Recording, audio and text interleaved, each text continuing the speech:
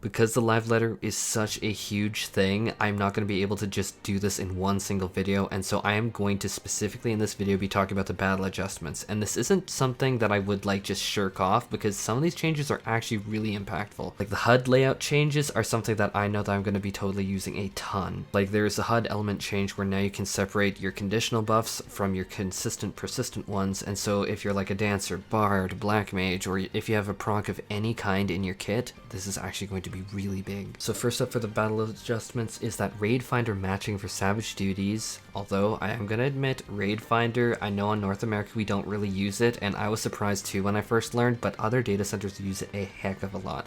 But Raid Finder is just going to essentially from now on try and find a barrier healer and a pure healer, because we are seeing the introduction of the barrier healers versus the pure healer meta. So just as recap for anyone who isn't familiar with what that means, Astrologian and White Mage are considered pure healers from now on, Sage and Scholar are considered barrier healers, and so they are being looked at differently in matchmaking. Now for the Party Finder, the healer category is going to be split between pure and barrier healer if you want to be a little bit more granular in your search. There's going to also be a new option that will only allow players to join your party that have not yet obtained weekly rewards, and this is going to be a very big deal for anyone involved in Savage raiding, as the weekly lockout period can be a very big point of contention.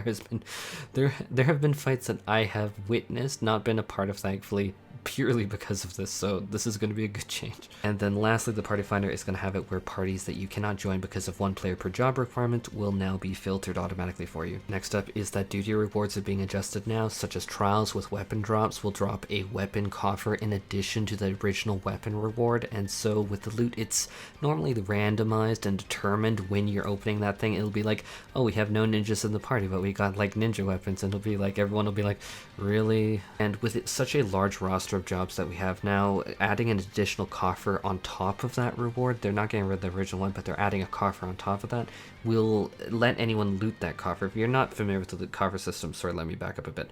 So with a coffer, you get this piece of loot, and it isn't tied to a specific job.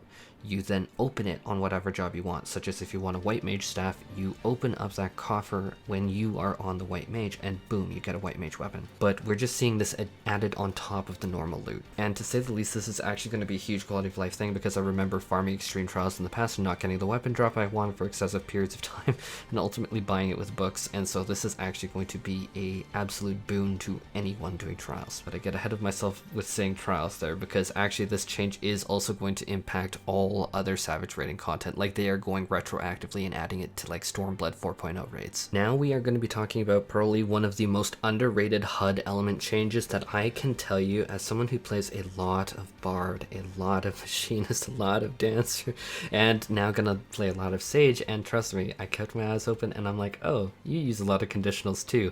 This is going to be very big. So conditional enhancements can now be separated as their own separate category in the HUD layout. And this is actually truly a bigger deal than most people will make it out to be. Let me put it this way.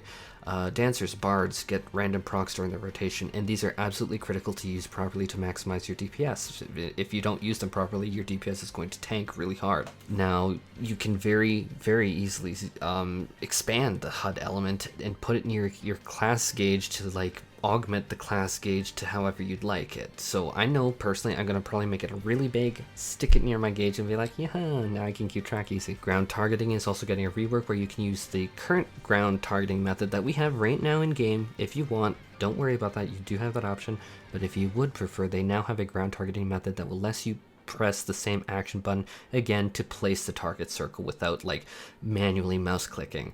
Or you can also have another option to prevent the cursor from moving beyond a specific range. This can probably actually be a really big deal for ninjas with their mudras. For me personally, I actually am a big fan of this change. Say like Scholar placing Sacred Soil, this is going to be a huge benefit. Mouse clicks, at least for me, are just going to require a little bit more, whereas like keyboard clicks I've noticed are a lot faster, and so I definitely do like this. The next thing is that in your HUD elements you can actually display what a party member's target is, so that you can see something like who is casting Revive on a particular target. Oh, wait, me? Have I ever swift cast Revive someone that my co-healer was hard casting Revive on already midway through? Oh my god, never! How dare you imply such a terrible thing? Another change is that health bars will now be Shen and the player is dead by default. And so now if someone is dead, you're gonna actually see like a black bar very visibly over their body, and the real goal of this is to try and help other players notice when someone is just laying there and dead as players are leaving the instance. And I guarantee you, I never ever did this in Eureka or in Bojin content. Never. The next thing is going to be kind of like conflicting news, because I know a lot of people do like this. So Unreal Trials will be temporarily removed when Endwalker was initially released to 6.0, and the reason why is, actually I'm getting ahead of myself, they will return in 6.01. I need to say that really quick. They are temporarily gone from 6.0 and reintroduced in 6.1. And so the real reason why this happened is that with the level cap raise is that the developers want to continue to make adjustments to the overall balance of the different jobs, and would like to just spend as much time making sure that everything is really set in stone and just the balance feels right to everyone and adjusted as long as possible.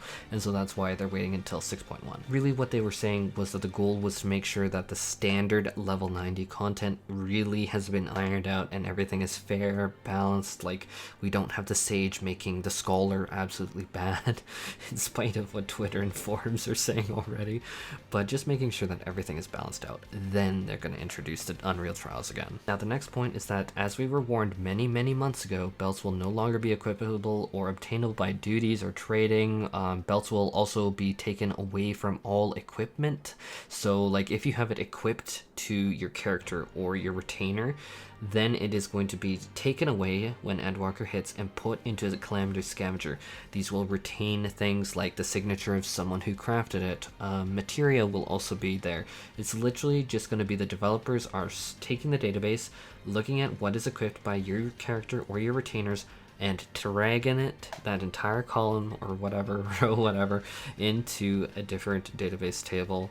Don't worry about it, this is all going to be automated by the developers for you. The developers did make special mention that there are special Eurekan speed belts that you could obtain in the past, and these will be replaced by a speed ring that you can trade for. You are trading the belt, though, the speed belt for the speed ring, and so don't just throw away the belt. And then lastly, we are going to be talking again about downscaling, and the developers have been incredibly transparent. In fact, they were warning us many months ago at this point that downscaling was coming to Final Fantasy XIV. They explained in great detail what's going on, just talked about the calculations. They also said the, the large rapid expansion of players in Final Fantasy XIV also causes this to already be a factor with the numbers, but they're really doing it for the longevity of the game. And basically it's like everything is having its numbers squished all the way from HP values, attributes, meals, medicine, materia.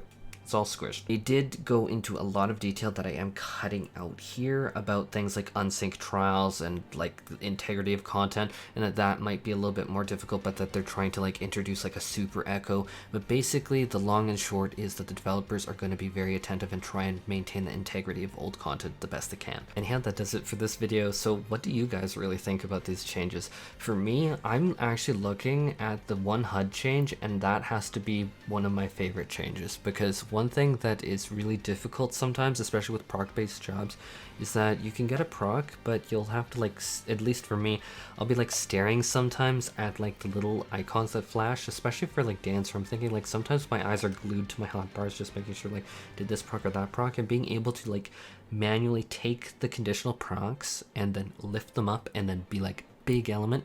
That is like a game changer for me. I know people might be like, oh, you're blowing it up. No, I'm talking like this is actually huge. Anyhow, that is it for this video. I am going to try and get through the rest of the videos. Pray for me.